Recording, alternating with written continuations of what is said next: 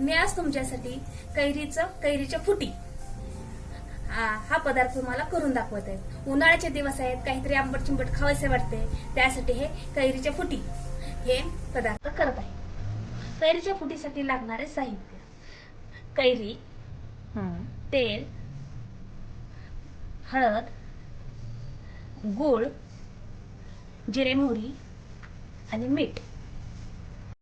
कैरीच्या फुटी करण्याची कृती: प्रथम आपण पहिल्यांदा हा आंबा आपण अजून चिरून घेणार आहे।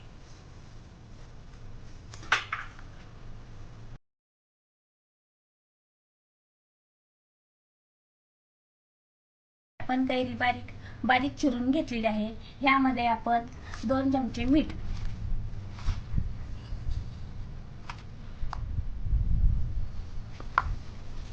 अर्धा चमचा हळद,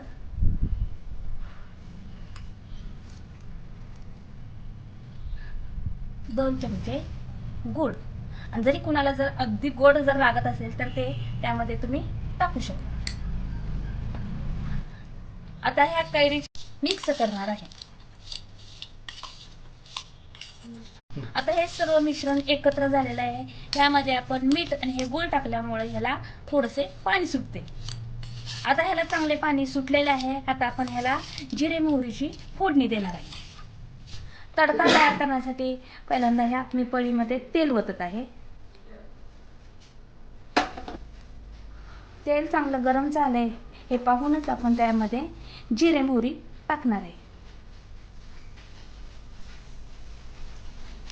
जिरे मोहरी चांगली अशी तडतड उडल्यानंतर आपण त्यामध्ये ही